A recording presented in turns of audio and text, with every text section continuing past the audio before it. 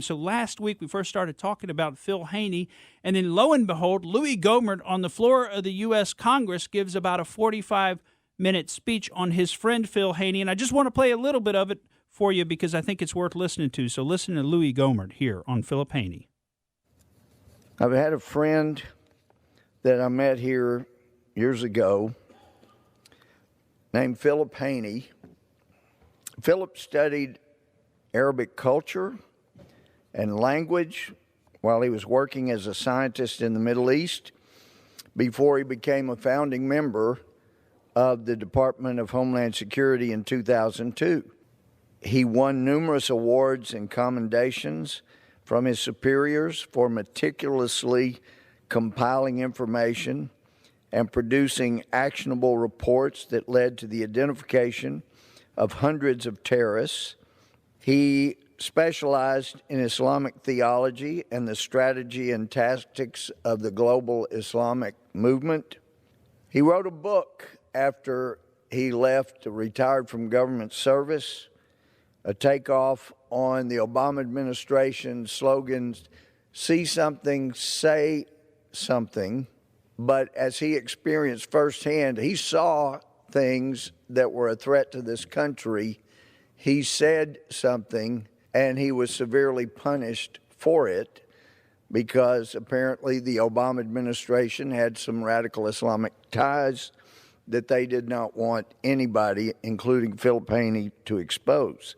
So he had a book he wrote, See Something, Say Nothing, and it documented the Obama administration's effort to obfuscate the role that radical Islam played in numerous Muslim terrorist attacks that took place in America from 2008 to 2016. He had been entering information on radical Islamic ties with people in the United States, attempting to come into the United States, with ties to people in the United States. He was documenting all those things. And we had a Secretary of Homeland Security who bragged about how Homeland Security could connect the dots. And then he was ordered to start removing these dots, so to speak. He was ordered to start deleting thousands of pages of data that he had carefully researched and identified that would help protect America. That was during the Obama administration. He was scared for his country that the Obama administration would make him delete. And there was an occasion when he was watching his computer and somebody started deleting hundreds of pages of documents as he watched. He became an official whistleblower. He became a whistleblower, filed his IG complaint about the Obama administration deleting so much data from its database to help identify terrorists. He had hoped to be coming back in the next few weeks to work for the federal government. And Friday, he was found in his car with a gunshot wound and a gun nearby. And we had a mutual pact. If it said either one of us end up having committed suicide, then the other is going to make sure that truth wins out. Did you hear that? Wow. That gives you goosebumps. He had a pact with U.S. Congressman Louie Gohmert that if either one of them was ever found to have committed suicide, and of course that was the initial finding, he was found next to his car with a discharged firearm nearby.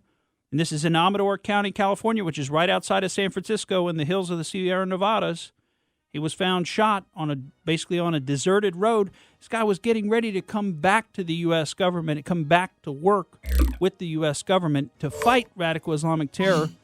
He was also getting ready to get married. He's going to be married early April. And he was a Christian. I don't know if I cut that part out of the clip. I can't remember. I had a longer clip. I had to cut it down to try to get it all in. But I wanted you to hear about that pact that if he or Louie Gohmert was ever found to have committed suicide, The other one is supposed to go out there and make sure that the truth is known, that they didn't commit suicide. And I'm telling you, I've got people messaging me about this on Twitter and other places who are saying this guy did not kill himself. He absolutely did not kill himself. He had a lot to live for and a lot to look forward to.